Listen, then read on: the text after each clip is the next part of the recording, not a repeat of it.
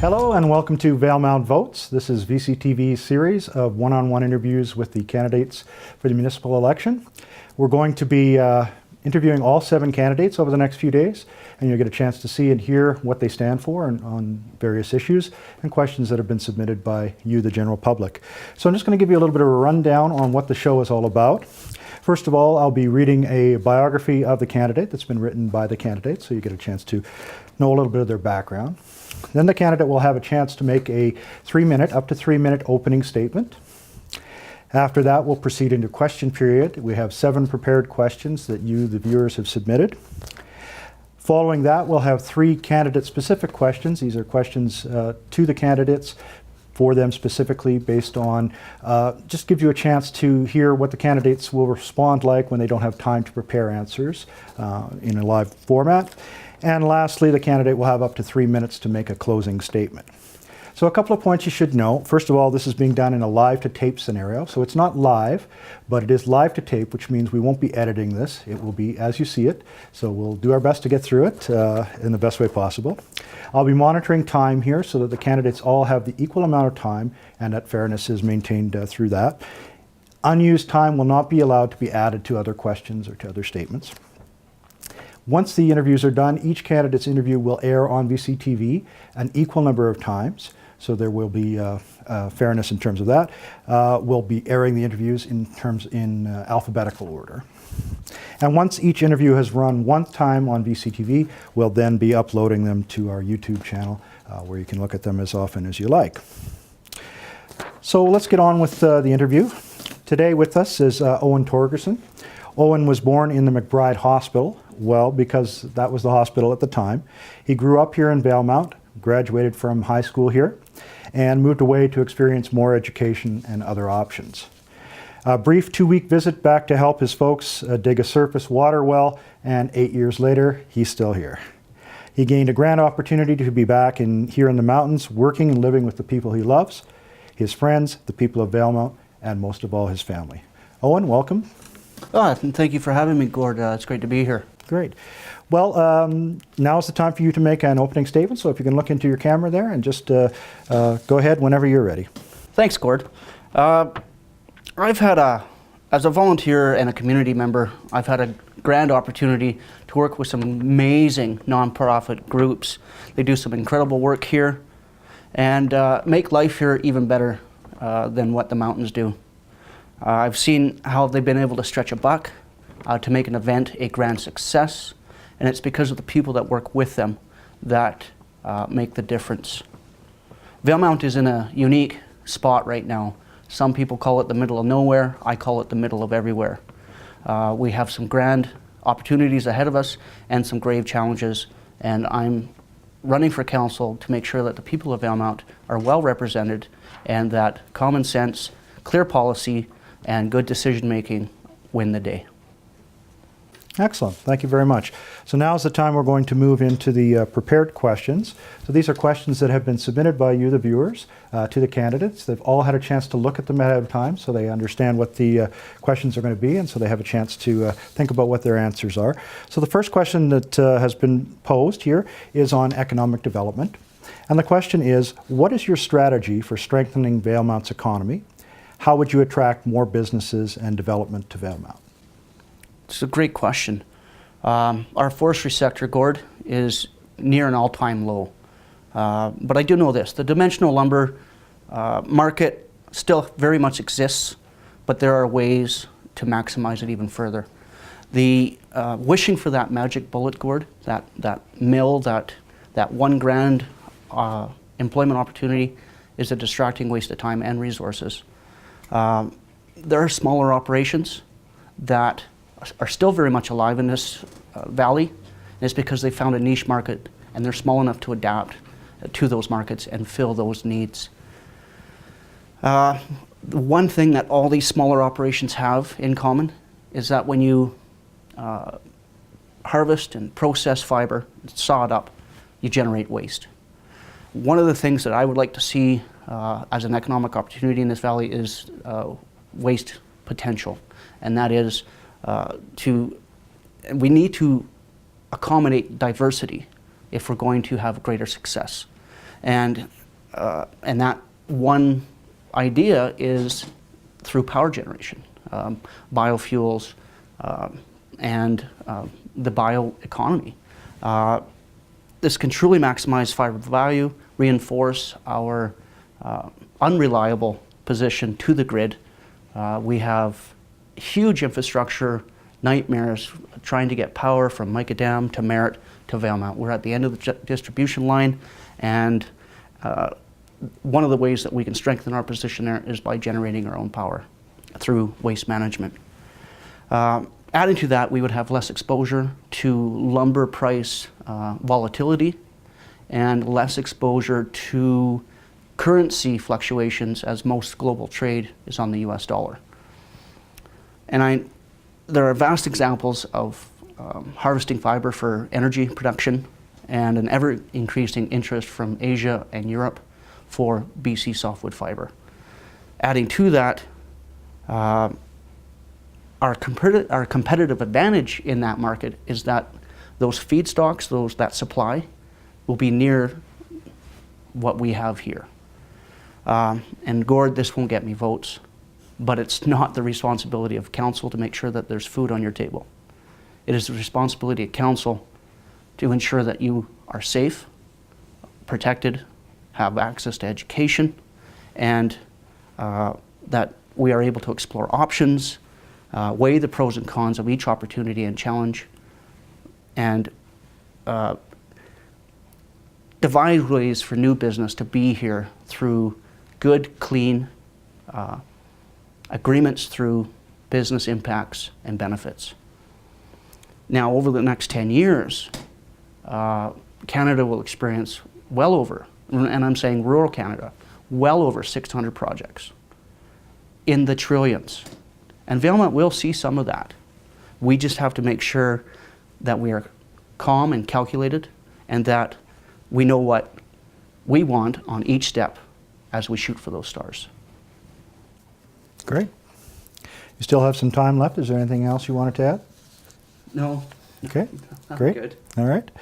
Next question is on village infrastructure, and you'll have up to 3 minutes to respond to this one. The question submitted is, what is your opinion on infrastructure maintenance in the village, in particular the repair and maintenance or replacement of known concerns prior to, rather than waiting until things break or become a problem and result in more expensive emergency repairs and damage? Do you plan, if elected, to make it an important part of the budget? Oh, absolutely, Gord. We currently pump water uphill. We have an insane reliance on fossil fuels, particularly propane. You and I are having this conversation in a building heated by propane, across from a building that's heated by propane, across from a building that's heated by propane, and just down the road, another building heated by propane. My vision of Valemount over the next 4 years is to see the beginnings of a revitalized value-added industry, as spoken about before. I want to see water flowing downhill to our treatment facility, and have a greater understanding of, and if not implementation, of alternative energy creation with a focus on multi-building, multi-cost sharing opportunities in terms of heating. Now, in light of recent events, a major issue that's currently facing Valemount is aging infrastructure. In terms of asset management, water, sewer, and roads are the most cost intense. They present the highest risk in advent of failure. But yet they actually have the greatest fiscal value for the village. They also represent the asset classes that will be funded in the next federal infrastructure funding program. Staff is already doing a great job in taking inventory to develop a plan for long term. Sooner than later, we're going to have to replace all this stuff. What we're looking at in terms of dollars, the lift stations, for example, what is there? There's 6, 8 maybe, and that's $400,000 to $700,000 to replace each one. Well, we're going to have to replace them all. Now, on the low end, you've got $2.4 million, and the high end, $5.6 million. There's very few, if any, municipalities, Gord, that have the budget or the tax base to extract from in order to have that. What we need to have is access to available funding by having good, clear, competitive, and just collected planning. Great, excellent. All right, the next question is actually a two-part question, and it deals with parking, both here in the village here in wintertime and in summer. So I'll ask the first part first, which would be the winter. You can allot whatever amount of time you want, as long as it's 5 minutes in total. So the winter question is, when the village plows the snow, it makes a ridge, and trucks and trailers have to park on the street, and it makes for a tunnel going down Fifth Avenue. Now, last year, someone almost hit 4 sledders because they came out from between the trucks and the trailers, very difficult to see. How is the Village Council going to fix the parking problem on Fifth Avenue during the winter? Now, the upgrade to downtown, the beautification that took place years ago, had the vision of pedestrian and bicycles and rainbows and lollipops. The idea was that parking would be accessed for most business parking lots via the laneways, and that traffic flow would basically take place on 4th and 6th Avenue, using the cross streets Cedar, Dogwood, and Birch to access the downtown core. The greater challenge for Public Works is that the fact that they have no room to do any of this for snow removal. I would like to see if we can work with Public Works to perhaps stagger their staff shifts. Start at 5 instead of 7. Have 2 staff workers come in at 5. 2 of them, I say, because of lone worker policy and WCB and worker safety. They would begin their day at 5. Before the business day opens, 5th Avenue is cleared. They can take the time to get into those nooks and crannies so nobody's parked up on an angle or anything like that. They would still have time if they to complete their rounds, should it not snow, and be off at 1 o'clock in the afternoon. That's a great shift in my mind. They'd have access to the rest of the business day to get whatever they needed to get done and really just enjoy the rest of the day. Now, without a bulldozer, we're not changing the downtown core. So we're not changing the landscapes. What we have to do is change our mindscape. Okay, fair enough. Now the summer half of this question is, it's a well-known fact that we have a major parking crisis in the downtown core when it comes to accommodating tourists and travelers with oversized vehicles, such as RVs, trucks, and trailers. What measures would you implement to alleviate this problem?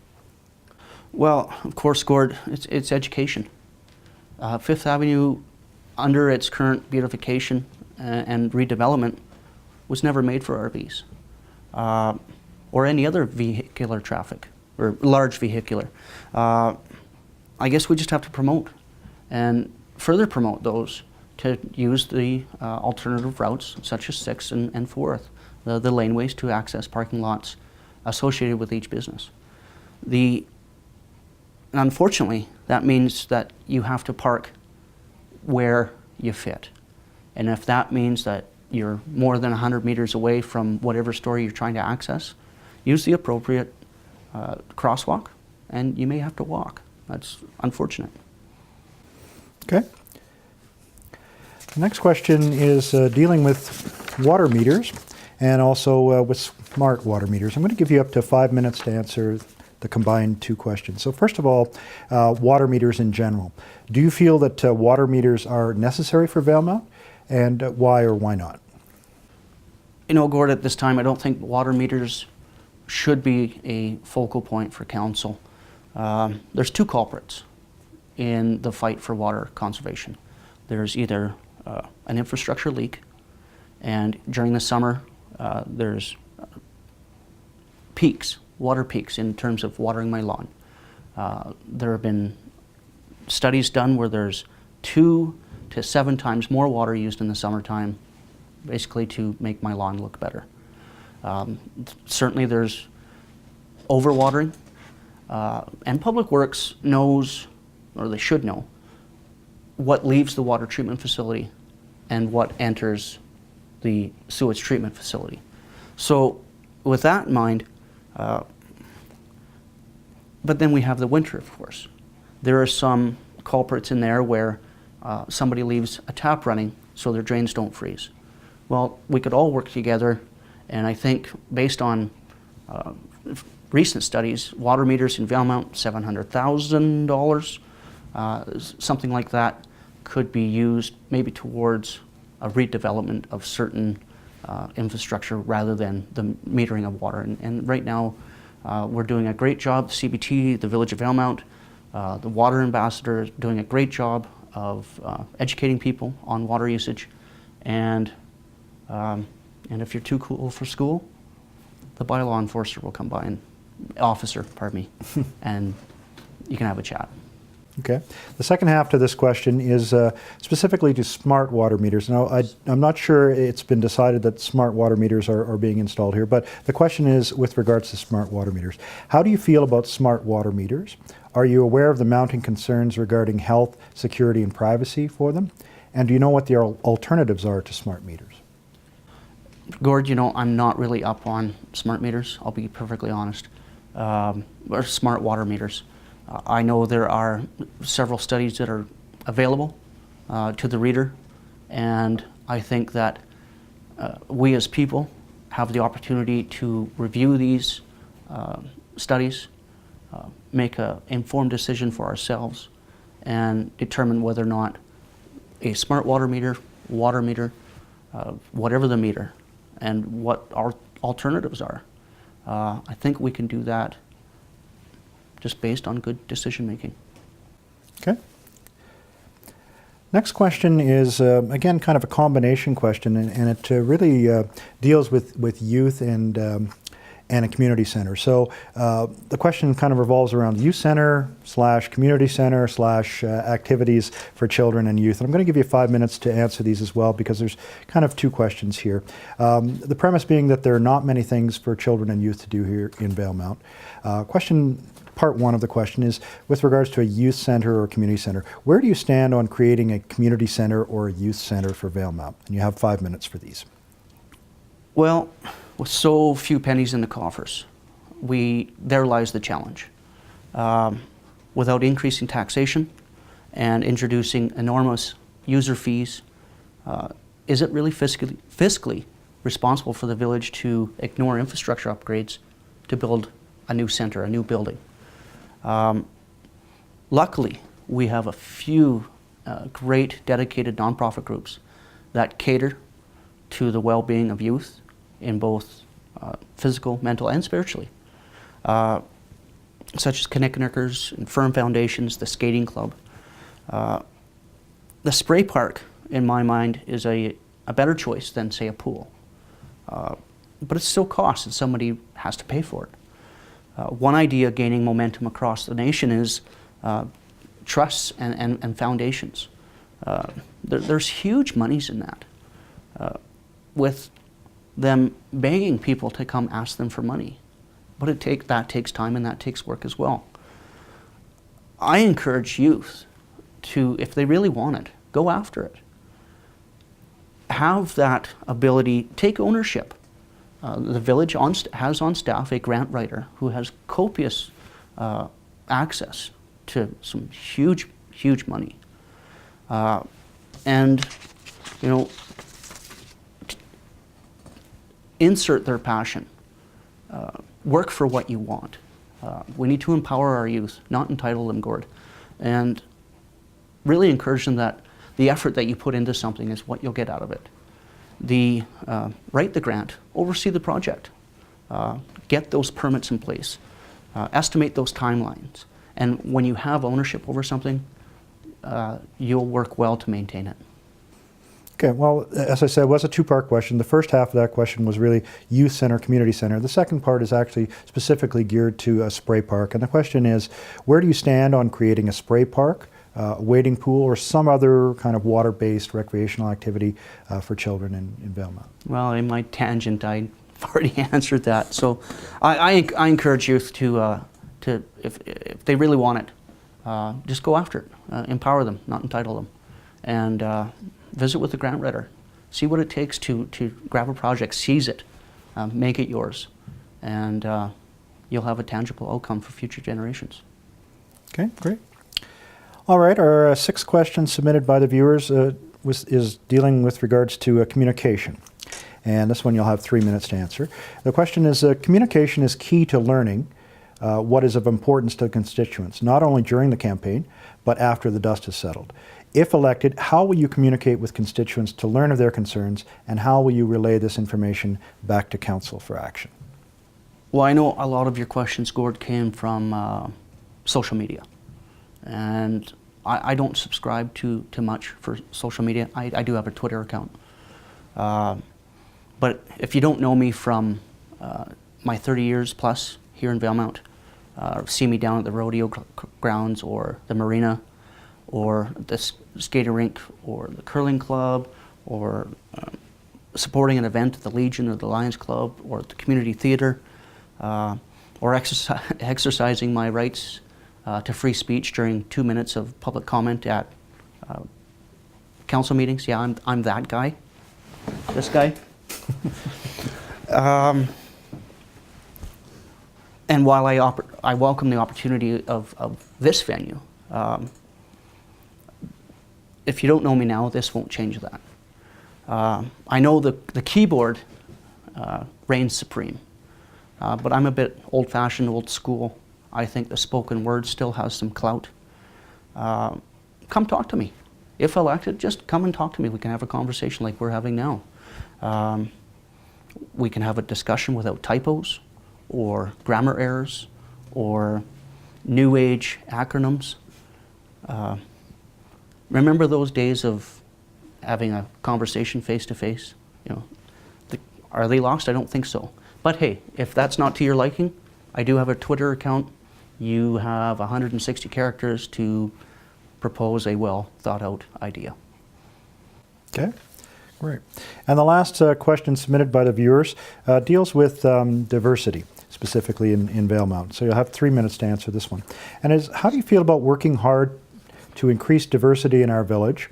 For example, attracting persons of differing sexual orientation, race or religion, persons with disabilities, refugees, etc.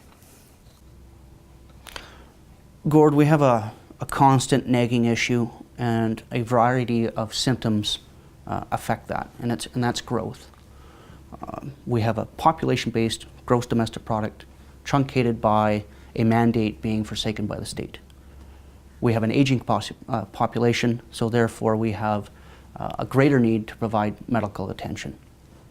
We eventually have to replace our current working age population, and we have to minimize youth migration and maximize youth retention.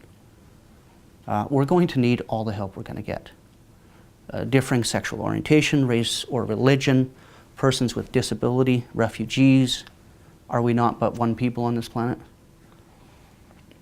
We have to think outside the box. And with your help and Valemount's help, the next 4 years we'll see a renewed Valemount.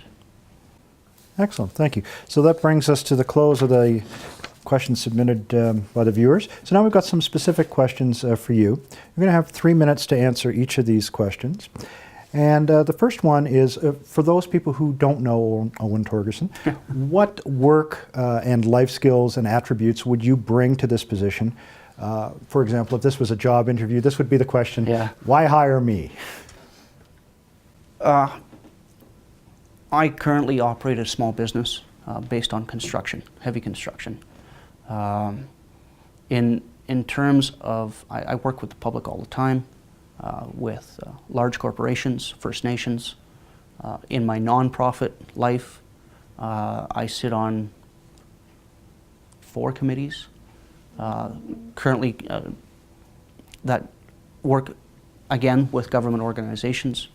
I guess what I bring to the table is a small but consistent network, and you know, if I don't have an answer, I'm not going to BS you. I'm just going to say I don't know, but I will find out for you. What I also bring to the table is, I guess, just having a good, clear policy dislike, and that, again, it just won't replace common sense. What we need on council is someone that will represent the people and that make sure that their interests are sought after first. And when, and I'm not saying if, when big business decides to come, and we welcome it, but we're not whores with our legs open. We're got to sit tight, stay the course, and come up with agreements that are concrete and that will benefit the people of Valemount. Excellent. All right, second question is, at a recent Village of Valemount Council meeting, you made a comment that you believe that any permissive tax exemptions being considered should go to a public hearing. Where do you stand on the granting of permissive tax exemptions here in Valemount, and what would you see done differently? Well, based on that, permissive tax exemptions are first and foremost for churches and religious assembly. Secondly, we have 3 nonprofit groups that recently applied for that same thing. I believe that having a permissive tax exemption and council's decision to make that themselves rather than take it to the public is good in a way, because it allows that nonprofit group to operate for yet just another year, because a lot of them just barely scrape by. However, again, we've got pennies in the coffer, and I was pleased to hear that council reduced it to 75% instead of 100%, and that gives an opportunity for both some taxation, because we need it, and also for the tax for that user group, that nonprofit group, to stay open for business. Okay, great. And last question there. This deals with, in September, you personally attended the Canadian Rural Revitalization Foundation Conference in Prince George. I'm wondering what ideas, if any, did you take away from that conference that you believe might help us here at Valemount? And you've got 3 minutes for that. What an awesome opportunity. And I have to thank the Columbia Basin Trust for sponsoring my attendance there. We had representatives from rural Canada, from St. John's to right to Prince Rupert. Keynote speakers were amazing. Speaking of, again, diversification in the forestry industry, water usage, conservation, infrastructure, the business agreements on impacts and benefits. One key thing that I can take away a lot from that conference, but there's two things, Gord. In the basin, we are but one. The 14 others that I was able to mingle with made it so that Valemount's not the black sheep of the basin. We're not just some town at the north end we're here, and they know it. I was able to make connections throughout the basin. And another thing that specifically, BS aside, that I was able to take away from is that when big business comes, they're going to need permits. They're going to need public support. And Valemount will play a huge role in that by just having sound agreements in place, having that, if you want this permit, then we need this. We got to have it, because if without it, a lot of our aging infrastructure, our community centers, our aging buildings, our people are just going to go by the wayside. Great. All right, well, that brings us to the hopefully not too painful question period that we had there. And now we've got... Great questions. Great, excellent, thank you. And thanks to the viewers for submitting them. They were really great questions. So now this is the point in the interview where you have a chance to make your closing statement. So you've got up to 3 minutes to make a statement. You make it to this camera, and go ahead whenever you're ready. I'll keep this brief, Gord. So, my name is Owen Torgerson. I am looking forward to running for a position on council, representing you, Valemount. And I just hope that come voting day, and I hope you come out and vote. It's great that we're having an election this year, that through these venues and others, that you make a choice that you want to make, and I'm looking forward to representing you on your council. Excellent. Well, thank you very much, Owen. Appreciate you being here and answering the questions, and we look forward to seeing you again in a public venue anyway at the All Candidates Forum on the 30th. At this time, I'd like to take a few minutes to give some election information to the viewers, just in case you don't know some of these details. It might be helpful for you. So, of course, Election Day is Saturday, November the 15th. The location will be the Community Hall, right next door to us here at 101 Gore Street. Voting times are from 8 a.m. to 8 p.m.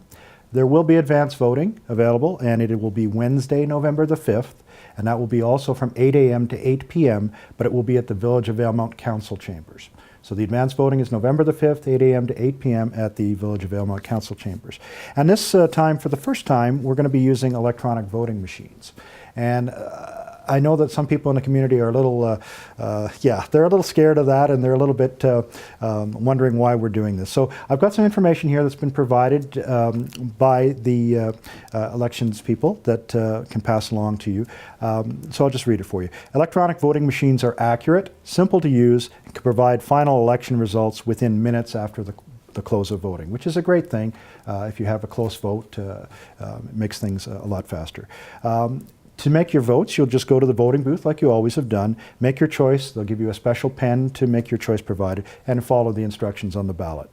You take your ballot and put it directly into the electronic voting machine. The machine will tell you if the ballot is accepted. If there are questions with the ballot, the machine will notify you, give you the option of submitting the spoiled or undervoted ballot. So if you deliberately wanted to spoil your ballot or you undervoted on it, that's fine. You can, the machine will accept that. The only option the machine will not allow you to do, apparently, is to overvote, and that's to fill in too many candidates' options. There will be someone there, a machine attendant will be at the polling station to help you if you have a problem. So for this first time, we're all going to need a little bit of help, and somebody's going to be there to help us for us. Apparently, it's far easier to use these machines than a bank ATM machine. So if you've used a bank ATM machine, this will be no problem for you. The machine is also going to be on display at the All Candidates Forum with staff there to help explain the process to anyone that's interested. So moving on into the 21st century with voting. Owen, thank you very much, and best of luck in the campaign. It was my pleasure. Thanks, Gord.